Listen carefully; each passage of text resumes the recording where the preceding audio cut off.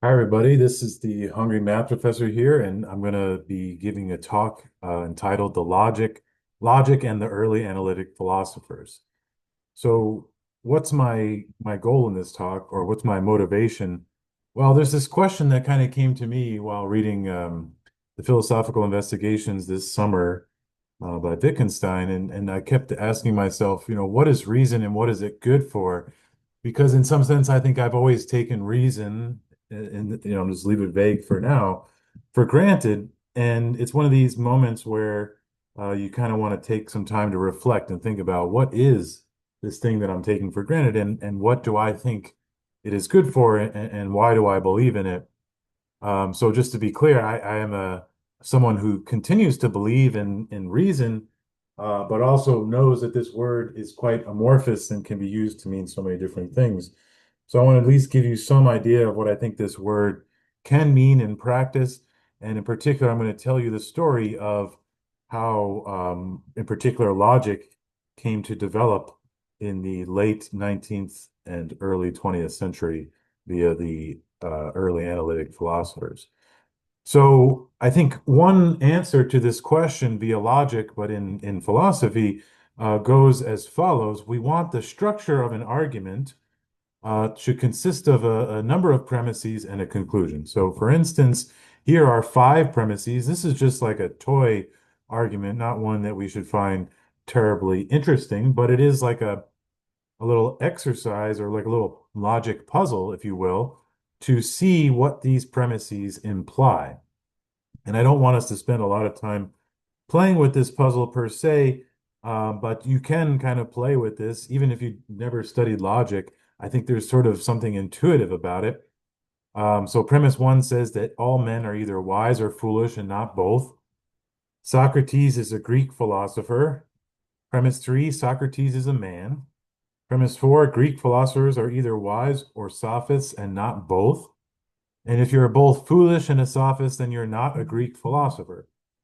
Okay, so you have to combine all five of these premises, and if you do it carefully, I argue that the conclusion should be that Socrates is wise. Now, I think if you just kind of take your time, I don't think I'm giving you enough time, but if you took your time to go through these premises and maybe you drew some kind of process of elimination thing to help you out, you'll come to this conclusion. And what's interesting is that you're kind of doing it intuitively. You're intuitively using something that we might call logic, or you may just want to call it, maybe you just think it's obvious or whatever. You're using something to figure out the conclusion.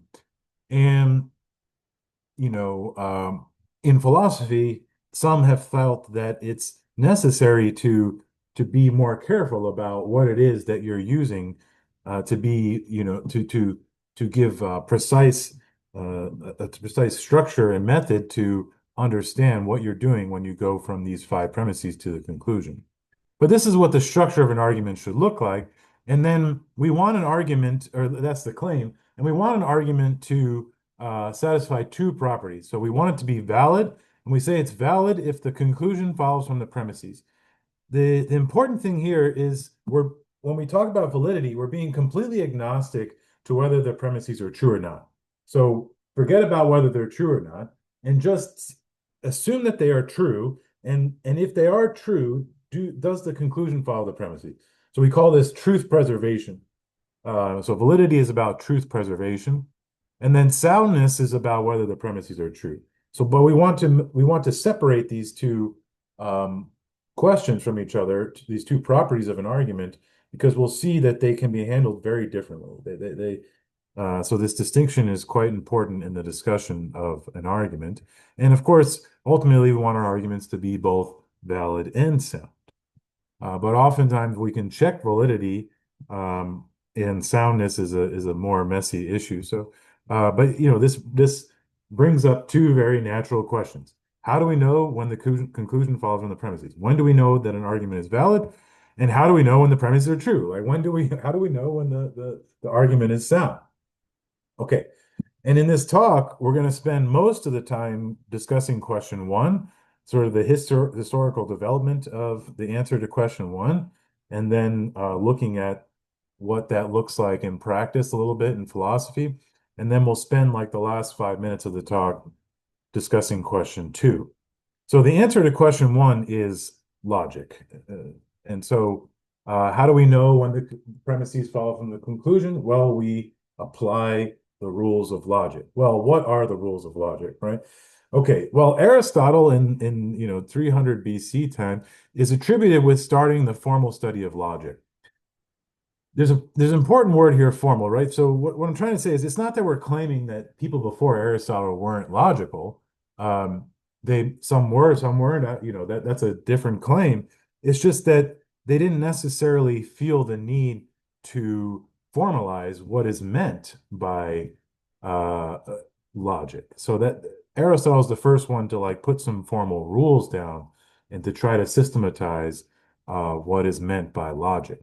And what's interesting about that is that Kant, so this is now the 18th century into the early 19th century, in his preface to the Critique of Pure Reason, his sort of magnum opus, he says, since Aristotle, formal logic has not been able to advance a single step and is to all appearances a closed and completed body of doctrine. Now, that's an interesting thing to say because it was nearly 2,000 years later, and he's claiming that, Aristotle basically got it right, and it's a closed body of doctrine. We don't need to do anything to adjust it. This is very interesting because not too long after this quote, I mean, Kant was right as far as he could tell at the time. But what's interesting is not too long after, within the next 100 years or so, there is just this flurry of activity changing logic, or sorry, not so much changing, I mean, um, but adding to a lot to logic. A lot of things get added and changed about logic in the next 100 years up until present day. So it's really interesting that for 2,000 years, basically Aristotle's logic was unchanged for the most part. And then, from 1800 to present day, logic just completely gets a makeover and is expanded and understood in ways that like were unimaginable to, I think, Kant or anyone before him. So the first question I want to answer in the historical development is why did this happen? What changed that caused people to want to adjust logic, right? So I'm going to try to give you an idea of that. In order to give you the answer to that, or to give you some idea of why that is, I have to talk a little bit about mathematics, because although the logic that I want to get to at the end of the talk is about philosophy, um, logic and mathematics and philosophy are intimately intertwined in the development of logic. So we're going to go back to Euclid for a second and think about Euclidean geometry. So you all studied this at some point in high school, so I know you have at least some exposure to Euclidean geometry. You had to do some kind of like two-line proofs where you go through axioms and you try to prove whatever you're proving in that time using different axioms or different theorems that are already been built up and so on and so forth. The idea in Euclidean geometry is you're going to start with five in Euclid's formulation, you're going to start with five axioms. And the idea is that these axioms are just going to be taken for granted. So you want them to be as simple as possible. And then from those five axioms, you're going to build up all the other theorems or facts about Euclidean geometry. So all the other facts about Euclidean geometry are going to be proved, but the first five axioms are just going to be assumed. So you want them to be as simple as possible. And most people agree that the first four axioms are the kind of simplicity that you want from these like self-evident truths or these axioms that you're going to assume. But the fifth axiom, called the parallel postulate, was immediately identified as being much more complicated than you'd like from an assumption, from an axiom. And so what is the parallel postulate? It says for any given line L, this black line, and any given point P, there is a unique line, the red line, which goes through P and is parallel to L. Okay, so that's what's shown here. But that's something you're just saying is true, and you're going to assume it. You're not going to prove it. And it's not so much that people think that the parallel postulate is wrong. It's just they think that it should be proved from the other ones. And to try to understand why someone might feel that way, well, whenever you draw these lines, you can only draw a segment of them, and then you put arrows. And the arrows are supposed to to signify that they go off to infinity, you know? But you can only draw so much of the line at any time, and the rest is sort of on faith and intuition or something. And the idea is that um, what happens at infinity? Like, what if they just like are slightly getting closer and closer and closer to each other, and at infinity they cross or something? Like, it just seems like it takes a lot of faith to believe this, and it'd be nice to be able to prove it from something much simpler, right? And so for many years, up until like Kant's time, people were trying to prove that from the first four axioms, the parallel postulate. And there were many incorrect proofs. It's just so incredible to me how many uh, very great, very good mathematicians came up with proofs that wound up being incorrect. Right? So these weren't like cranks or anything like that. These were serious mathematicians trying to prove rigorously the parallel postulate from the other four axioms and failing over and over and over again. And to understand what's going on in history, it was believed that the Euclidean geometry was the only geometry that you could have, and that the physical world is Euclidean geometry, right? So there's a lot at stake in in Euclidean geometry, not just mathematically, but also philosophically. And Kant, of course, famously makes three-dimensional Euclidean space a fundamental category in the Critique of Pure Reason that we project onto the world. And so, Euclidean geometry is baked into the way we think about the world, in philosophy and in mathematics. And so there's a lot of desire to get rid of this, to prove the parallel postulate from the other axioms. Now, what happens though is in the early 1800s, Gauss, Bollier, and Lobachevsky independently, there's no internet at the time, so there's lots of people sort of coming to the same observation independently, and we attribute these three mathematicians to discovering what we call hyperbolic space. And so what this discovery showed is that the reason why these mathematicians couldn't prove the parallel postulate is because it's impossible to prove the parallel postulate from the other four axioms. It's actually a necessary axiom because there are these other geometries. There's not just Euclidean geometry. There's these other geometries where the parallel postulate is different. In hyperbolic space, given any line in any point, you can actually find more than one parallel line through that point. In elliptic geometry, given any line in any point, you can find no parallel lines through the given point. So you can't prove it because it's not, there are other options. And when you give a different option for the parallel postulate axiom, you get a different geometry, right? Now, why am I telling you this story? What does this have to do with logic? Well, this charts to shake up the way we think about philosophy. The problem is that we just took for granted that our common sense intuition about the world, because I think we all still think of the world as Euclidean geometry, even if we don't literally do any mathematics with it, we assume that the world is like this three-dimensional flat space. Um, and what this did is it sort of called into question our intuition.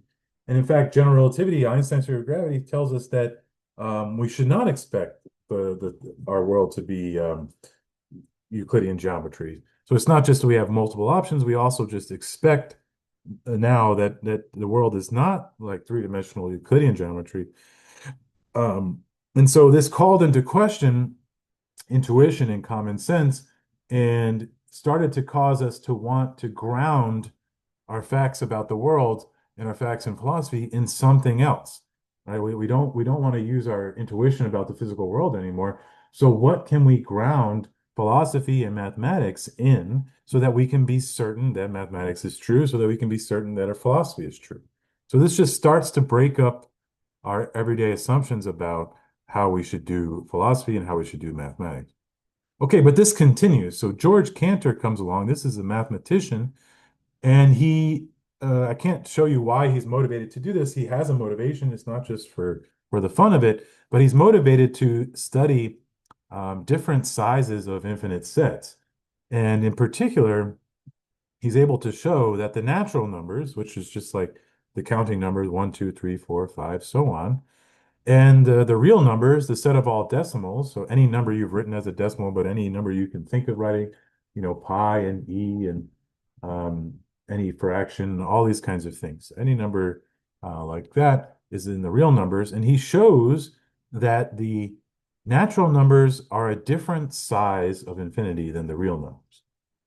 I can't exactly explain what that means in this talk. I'd love to give a talk, but that's a whole nother hour-long talk in itself.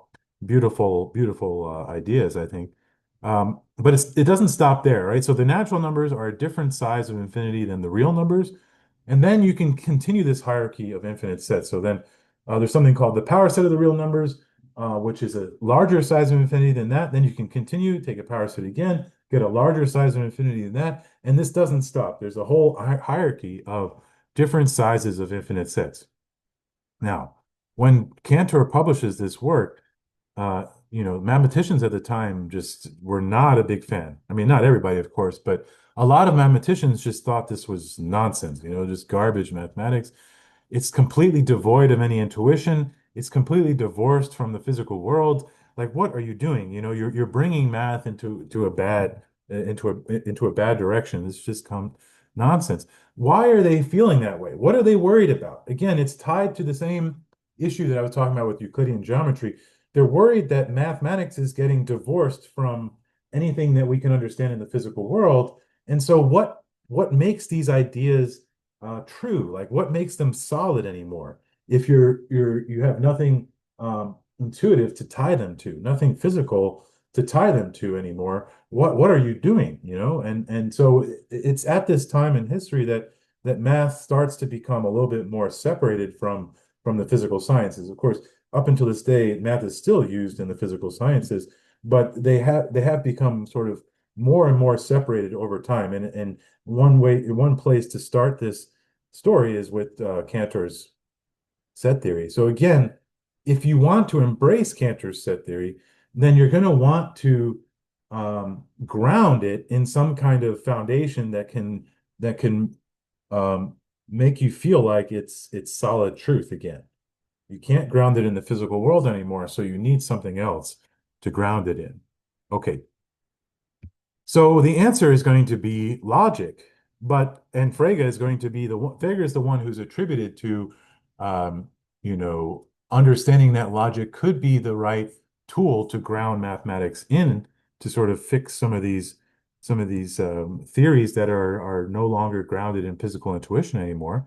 But he also understands right away that Aristotle's logic is too limited to capture mathematics. It's part of the reason why perhaps Aristotle's logic was not used in mathematics that much.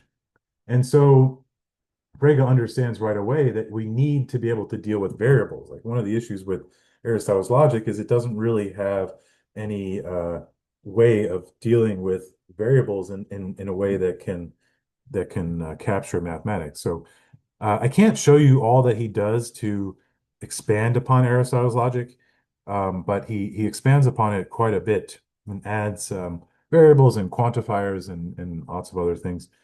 And but his philosophical idea is that logic is going to be the foundation for mathematics, and then there's going to be no separation though between logic and mathematics. Basically, mathematics is just the outpouring of logic when logic is done the right way. And so logic will be this sort of firm foundation, and then mathematics will just kind of trickle up as you study it carefully. It'll just sort of develop out of this logic. And he writes this magnum opus with this idea in mind, formulating his set theory and as he's at the printing press, Bertrand Russell is a huge fan of Frege. Frege is his senior at this point, maybe I think by like 20 years. And Russell is in his early 20s, and so he's like this young gun ready to put his mark on things. And he's studying Frege's work very carefully. And as he's studying Frege's work, he notices a problem, what seems like a fatal flaw. But maybe he's just misunderstood something or whatever. And so he writes a letter to Frege explaining this question that he has about Frege's work. And Frege gets this letter like really, like literally when he's at the printing press, you know, um, trying to print this magnum opus, if you will. And as soon as he's reading Russell's letter, like he understands it's a problem, probably spends some time thinking about it, very anxious time trying to fix this issue, and eventually realizes like this is a big problem and winds up, adding a comment to this big work that he was publishing, that there's this issue and he doesn't know how to resolve it. He publishes it anyway. He winds up writing a letter back to Russell, thanking him for pointing this out and admitting that he's not sure what to do. So it's a problem. This is what's called Russell's paradox. It's symbolically written here on the slide. I won't try to explain it to you, but maybe some of you already know it. But if not, you can check it out later. I have some YouTube videos where I explain it if you're interested in the details. But it's a problem. It's a technical issue that needs to be solved, and it's not so simple to solve at this point in time. Um, but Russell really respects Frege's idea of what's called logicism, that logic is just the foundation, and then math just kind of percolates up, and there's no sort of separation between these two. And so Russell takes up this mantle and wants to fix the paradox that he discovered, which was also discovered by Zermelo, who's another sort of set theorist and mathematician and philosopher working at the time. But Russell takes up the mantle and wants to try to address the issue and come up with his own sort of ginormous work. And so he teams up with Alfred North Whitehead, another mathematician, but a philosopher as well, and they write the Principia Mathematica. But this, again, is a ginormous work. It takes them close to 10 years and just this ridiculously large volume. And when they're done, um, they have to publish it themselves. They have to pay to publish it themselves because the publishers are like, who's going to read this? I mean, this is what it looks like. It's a lot of symbols and, there's very little words. And part of the reason for that is because you want it to be a firm foundation and, natural language just kind of muddies everything up, so you want this to be, you want there to just be some axioms. And then from those axioms, you just want to follow the rules of reasoning and build up the entirety of mathematics on top of that. So it's a lot of this like symbol chasing kind of thing that you see here. No one wants to read that. But they developed a lot of logic and mathematics this way, and they made a lot of advances which influenced people after them. And but actually, again, David Hilbert, who is also interested in providing some kind of foundation for mathematics, because he's famously said, "No one shall expel us from the paradise that Cantor has created." So Hilbert was on the side of, what Cantor is doing in set theory, this, different sizes of infinity. This is beautiful stuff.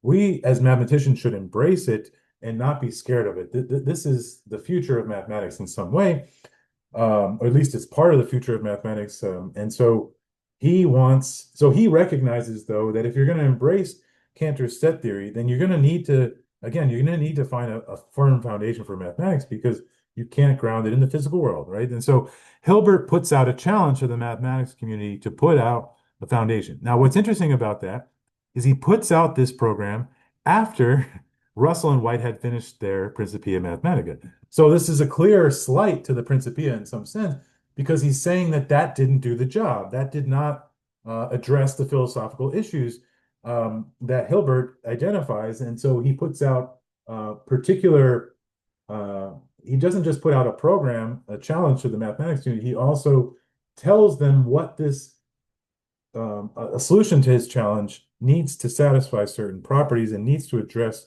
certain philosophical issues uh, with the Principia Mathematica. Okay, so this is like really in the air at the time in like the early 1900s. There's lots of sort of young, talented mathematicians who are interested in working on this. In particular, von Neumann was interested and was working with Hilbert at the time. And it all comes crashing down with Kurt Gödel, who in like the 1930s is himself in his early 20s, a young gun, extremely talented mathematician. He's also claimed to be maybe the only person who's read the entirety of the Principia Mathematica. And he releases this paper which claims to show, or it does show, that the Principia Mathematica cannot accomplish the job that it set out to accomplish. And I just want to be very clear, it's not it's not like a technical issue like what, when Russell discovered his problem with Frege's work, that was like a serious technical problem, but also the kind of thing that with enough work you might expect to be able to solve. Gödel's issue is a much more deeper problem with the whole foundational project. And he proves this theorem basically showing that any foundation which tries to be of a certain type, which I can't be too precise about, but Principia Mathematica was one of these, cannot fully capture mathematics. And he proves this carefully and rigorously. And so immediately people realize that this project is doomed to fail. At least the project of finding a complete foundation for all of mathematics. Okay? And so I just want to be clear, though, it's not that we don't have a foundation for mathematics, because we do. It did develop during this time. We call it Zermelo-Fraenkel set theory, and there's been other candidates for foundations. It's so it's not that we can't have a foundation of some sort for mathematics. It's that the philosophical project of capturing all of mathematics in some kind of firm, absolutely certain foundation, that's the part that doesn't work. So it's the philosophical project that is doomed to fail according to Gödel's incompleteness theorem. Of course, it's always possible that you can come up with like a totally new idea of what a foundation could be, and you can never rule that possibility out. But this incompleteness theorem really, the people at the time understood that this basically puts the nail in the coffin to what Hilbert had in mind, at least in the full sense that he wanted the foundation. Okay? But we still developed the foundation anyway. And the story that I just told of this time period, was a story of uh, mathematician and philosopher after mathematician and philosopher basically setting out a goal and then failing, over and over again. And it's a very human story. But what I want to be very clear about is although they failed at the original goal that they set out for themselves, in the long run, they didn't fail in the sense that they made a huge mark on the community at the time. And we learned so much from all that they did. So Frege just influenced things in tremendous ways and taught so many things to Russell, and Russell and Whitehead then, made so many advances in our understanding, and that Gödel just, completely blew us out of the water, and we've been learning and learning and learning ever since. And so, although they failed in many ways, in so many ways they didn't fail. They helped us understand things so much better. And what I'm trying to communicate in this slide is that during this time, logic became an area of mathematical study in its own right. And really, it's hard to, logic can be studied mathematically, mathematics can be studied logically. Like these things are very much relative to each other, how you want to see one or the other. And so in this slide, I show you these, it looks like a two-line proof that you may have done in Euclidean geometry, but this, though I won't explain the details of what's going on here, this is a two-line proof for logic, and it's very efficient. It can be carried out algorithmically, and although this was not the goal of these people at the time, we now understand that what Frege and Russell and others at the time were doing wound up laying the groundwork for the theory of computers, right? So Alan Turing comes next, von Neumann, and these people wind up laying the groundwork for computers, and von Neumann actually winds up creating one of the first computers, not the first, but one of the first computers to ever be constructed. And so it's just an interesting story of how so often as humans we set out with a particular goal in mind, and maybe if we're too sort of ambitious in our goals, we probably will fail. But that failure is can also be seen as issuing in a lot of understanding and a lot of progress anyway.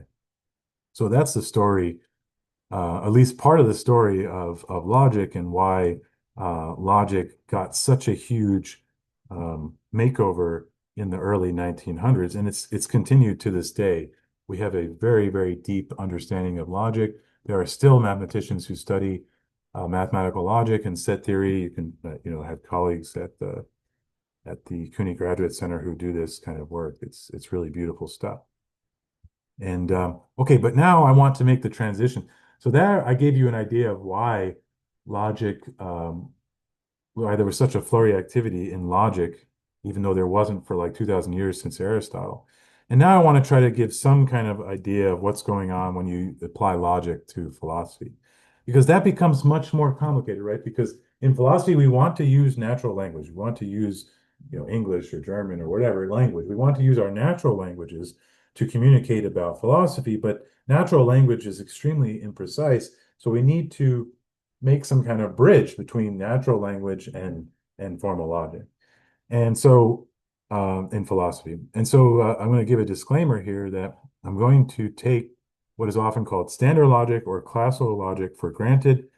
In the history, in the time period that I was just describing, there wasn't a standard logic besides Aristotle's logic. And so it's still up in the air, like what the rules of standard logic should be. And there was lots of debates, and there's still debates to this day, but the debates have mostly gone underground in philosophy departments, and but in the early 1900s they were like it was still sort of up in the air, and so but anyway, in this talk I'm going to take standard logic for granted, and I'm also going to make the assumption that standard logic is normative.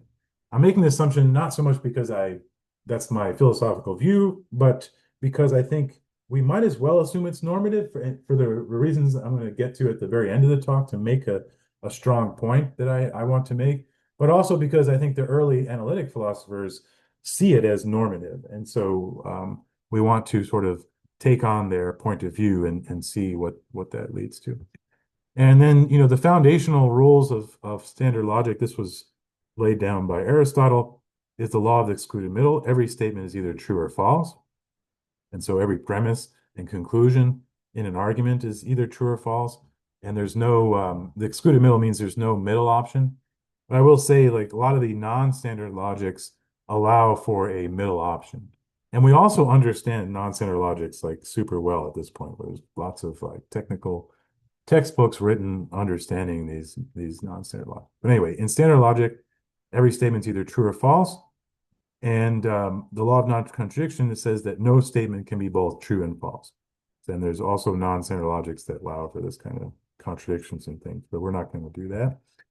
And so again, every premise has to be either true or false, right? So you're true or false and not both in standard logic. Okay, but that alone does not get you validity. It doesn't tell you, that just tells you every premise and conclusion has to be true or false and not both, but it doesn't tell you how to go from premises to conclusion. So that means we need some rules of reasoning here. And so the first one is called modus ponens, or called a syllogism. This was also laid down by Aristotle. And let's just give a simple example, which, all men are mortal. Another way of saying that is if you are a man, then you are mortal. Socrates is a man, and so then the conclusion is Socrates is mortal. Now, if you feel like this is an obvious thing, then good, because we're going to have to take it for granted. So we kind of want it to feel obvious, right? Because we're not going to be able to prove that this is true. We're going to have to just take it for granted. But this is called modus ponens. And the general form of the argument is like this, right? If P is true, then Q is true. So in symbols, we say P, right arrow Q, P implies Q. And the second premise is like P is true. And so then the conclusion is that Q is true. This is something, a rule of reasoning that you can use no matter what, where you can fill in anything you like with some basic rules about what P and Q can be. Okay, this is called modus ponens. Let me give you one more rule of reasoning, because I'm going to use this one to then explore some actual arguments in philosophy. So here's another one called modus tollens. So all teachers are right-handed. So another way of saying that is if you're a teacher, then you are right-handed. Bob is not right-handed, so you deny the conclusion of the implication. And so that means Bob must not be a teacher. You have to deny the premise of the conclusion of the implication. So what does this look like in general? You have some premise that says if P, then Q. Then you deny the Q. So you say it's not true that Q, and therefore it must not be true that P. You kind of go backwards through this implication in premise one. This one maybe is not as obvious to you, I'm not sure. Um, but this is another sort of rule of reasoning that we can take for granted, or you can actually see it as an implication from modus ponens. But anyway, I want to use modus tollens as we're going to use this rule of reasoning now to study an actual argument from philosophy. So we want to get to actual philosophy now, right? So let's look at an argument. So the argument I want to look at is called the problem of evil. You may have seen this before, but let's study it a little bit carefully. So the first premise is that if God is all powerful, all knowing, and perfectly good, then evil should not exist. Now, I will say you've already sort of you've already said a lot here. So let's break this premise apart a little bit.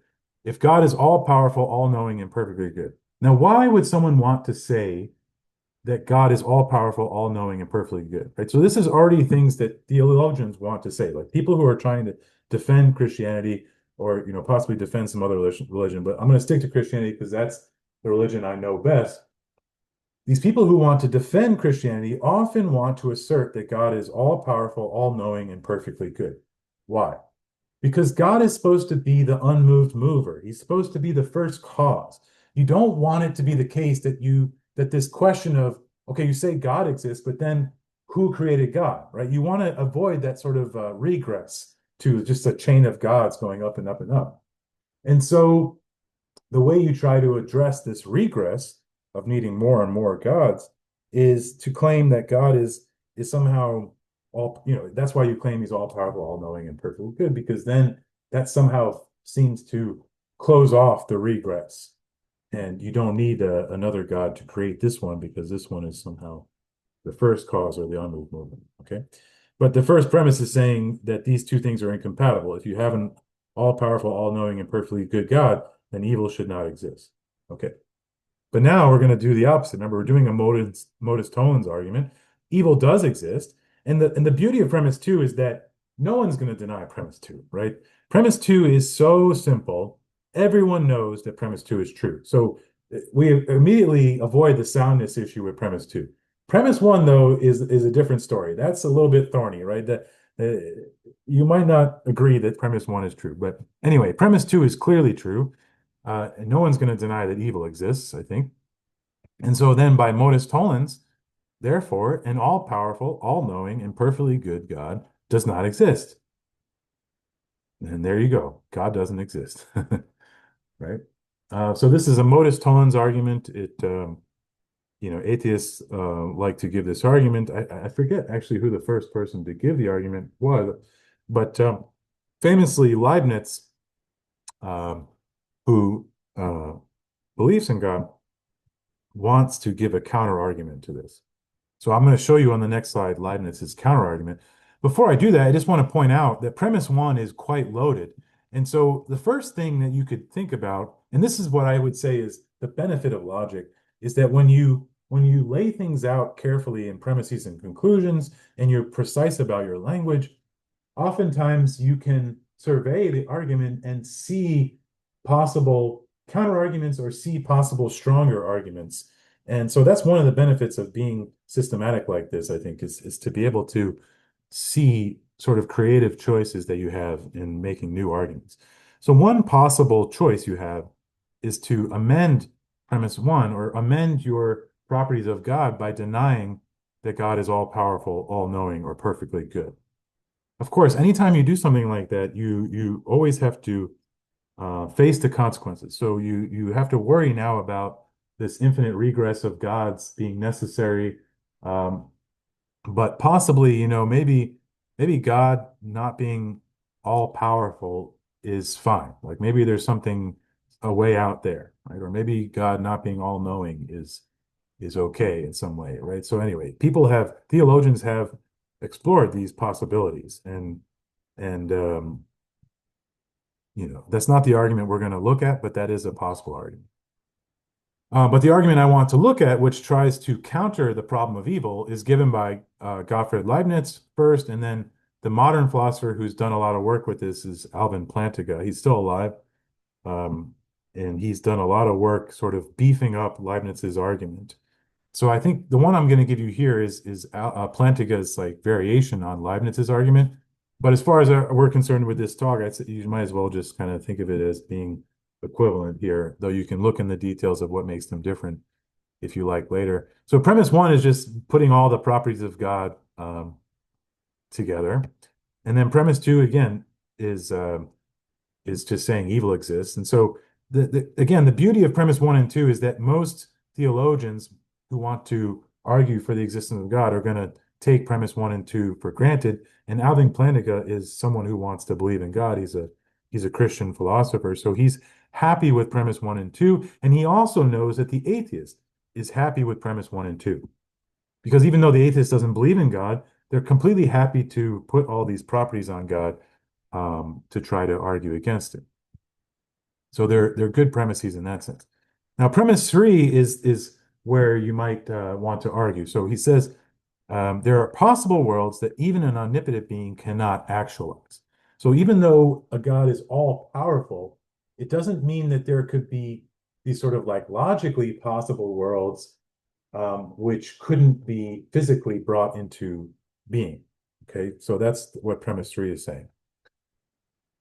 Okay. Um, and then premise four says that there is a world with morally free creatures, meaning a world where you allow your creatures to have free will, is such a world. So basically, if you allow free will, then you also have to allow for the possibility of evil. That's the idea of this argument. And because it's better to allow creatures to have free will, that's sort of how the argument goes, then God is actually doing us a service by allowing us to have free will. And unfortunately, as a consequence of allowing us to have free will, he has to also allow evil in the world. And so it's not a contradiction. So therefore, an all-powerful, all-knowing, and perfectly good God and evil can exist in the same world. There is no contradiction here. You know, famously, Leibniz said that we live in the best of all possible worlds. So there might be these logically possible worlds that aren't physically possible, cannot be actualized, but of all the possible worlds that can be actualized, we live in the best of all possible worlds. And Alvin Plantinga is just giving a modern version of this argument. Of course, this idea that we live in the best of all possible worlds sort of has still irked a lot of people, right? Because famous, with things like the Holocaust or other sort of awful things, it's hard to, it seems hard to balance these things out, and we still causes people to go back and forth. But what I want to claim here is that there's a lot of benefit in formalizing these arguments and then having these debates back and forth. And basically, most of philosophy looks this way. Whether they formalize their arguments this way or not is a different story. But a lot of philosophy looks like this, where you try to give an argument, you try to give premises and a conclusion, and some justification for your premises, and then your fellow philosophers will nitpick and take it apart and counter argue. And I would argue that the development in the history of logic that I showed you and is like that as well. Because when Cantor came out with the set theory, people were up in arms and they criticized it and they pointed out all kinds of issues. And then people addressed those issues, and then new issues were found, and then people addressed those issues. And this is just how our understanding progresses. That's how we come to understand things better. We put out ideas, and then people shit on them, and and we modify the ideas, and then we shit on them again. And although it can be frustrating, it's also very beneficial. So, in concluding this talk, let me make some comments about soundness. Remember, soundness was the idea of how do we know that the premises are true? Well, like I just said, in practice, we don't know that the premises are true, and we never know that the premises are true, right? So if we settle on standard logic as being normative, then we can know when an argument is valid. That's systematic. We can do that.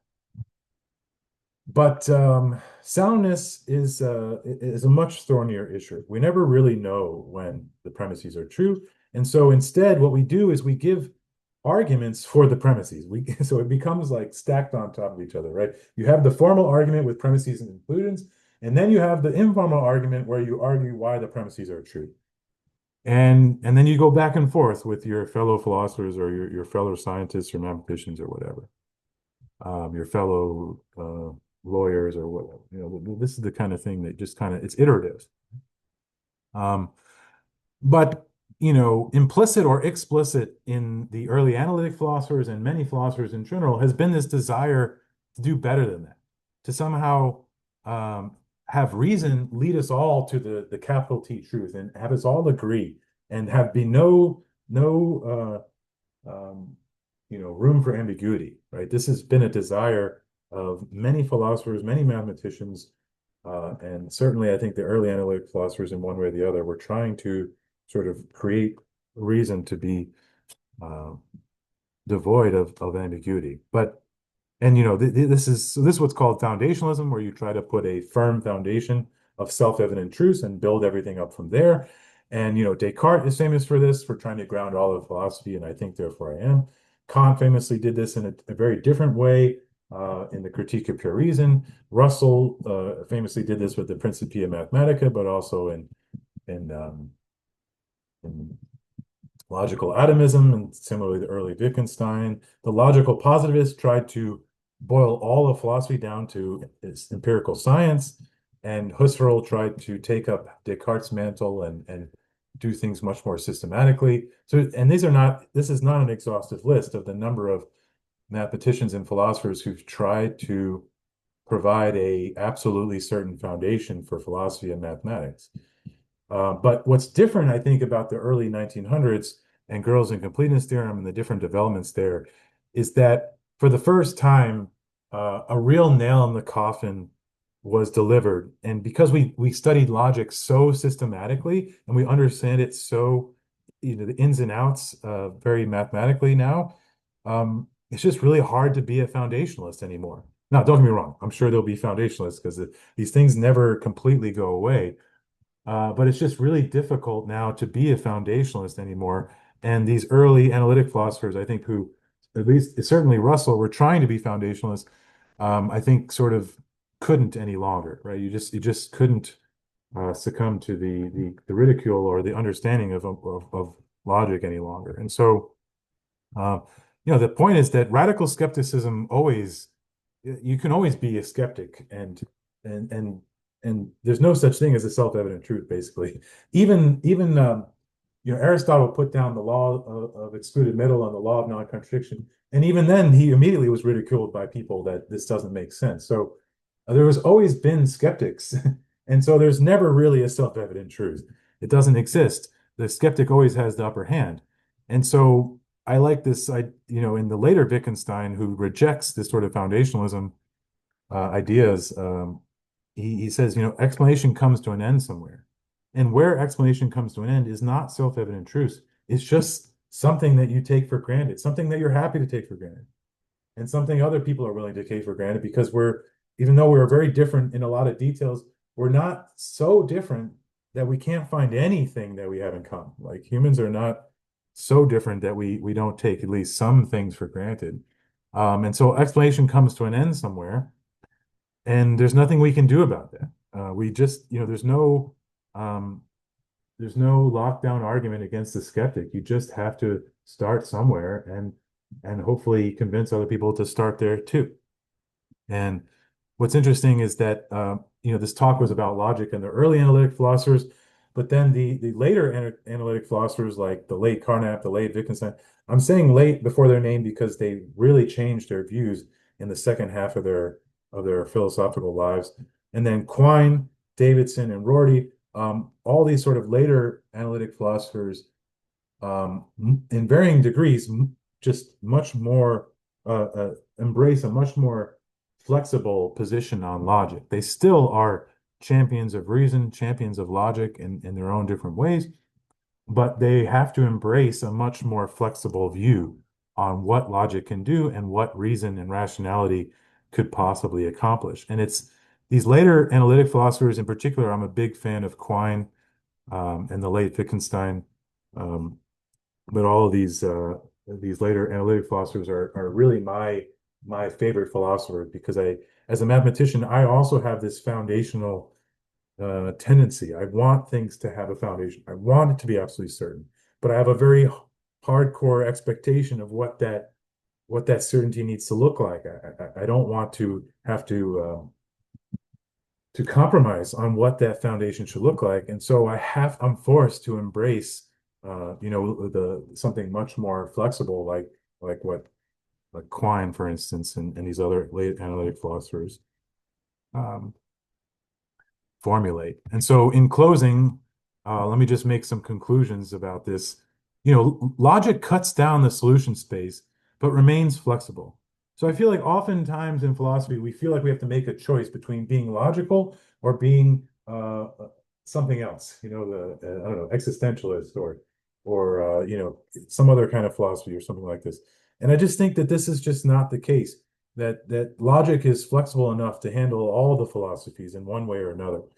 And but it's useful because it does cut down the solution space. Not every argument is worth pursuing. And it also helps us to talk to each other. And in a time period right now where we have a very hard time talking to people we disagree with, I think that in some ways logic and the formality of using premises and conclusions and things can actually help us to talk to people we disagree with. And if you look in the practice of philosophers, you'll see a community of people who disagree with each other productively. And of course, not everybody does, but I think and that there's something there to be admired. That philosophers disagree with each other left and right, and yet a lot of philosophers find ways to productively disagree with each other. And I think that there's something there to be studied and understood, and there's some productive tension. Reason is strongest as an iterative practice, but beware of dogmatism, right? Beware of the foundational desire. Beware of this desire for things to be black and white, capitally true truth. Everybody should just get on board with what I'm saying because I'm being reasonable. I'm being rational and you're not, right? Instead, reason is always going to be an iterative practice where we disagree and point out each other's mistakes and then get stronger and better together. So it's flexibility with precision, it's curiosity with rigor, it's both these things together. It's creativity with hardcore systemization. It's both together that makes for the best kind of rationality, and that's why science is so successful. It's the combination of these two things. It's the iterative practice. And if you think about it, I didn't mention the Enlightenment at all, which is usually where we say, reason sort of had its heyday. Um, but what made the Enlightenment so successful? Well, it was challenging traditions. And what makes traditions so um, it's not that we always want to challenge traditions, but what makes tradition bad is that it just fossilizes views and it's unwilling to question. It's unwilling to go through this iterative process. That's the issue with tradition, right? So we don't want to always throw out tradition, but we need to be aware of the fact that the issue with tradition is its fossilization of truths and practices and unwillingness to be iterative, to be flexible, and to be curious. That's why we don't like tradition. And so I'll end with my favorite quote that's loosely attributed to Richard Feynman. I would rather have questions that can't be answered than answers that can't be questioned. This, to me, is the core of what philosophy is all about. And science and mathematics, it's about asking a lot of questions and rarely being able to answer them, but enjoying the journey anyway, enjoying the curiosity process and finding beauty and passion in the process itself and being curious about the world. And I think philosophy should teach us humility in the face of this ambiguity instead of the dogmatic tendency, I think, of a lot of people who champion reason, which is this sort of black and white dogmatism about the world. And so I'll end with this quote of Wittgenstein in Uncertainty that I love. It says, where two principles really do meet, which cannot be reconciled with one another, then each man declares the other a fool and a heretic.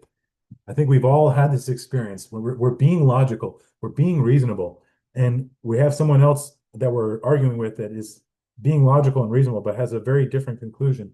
This is a very frustrating human experience that we all feel. How do we handle it? Oftentimes, we just call the other person stupid or an idiot, or we try to disparage them in some way. And in that moment, we are no longer being logical. We're no longer being rational. We're simply succumbing to our frustrations and our anger. And I've done this so many times, so I can talk about it as a practitioner in this terrible human practice.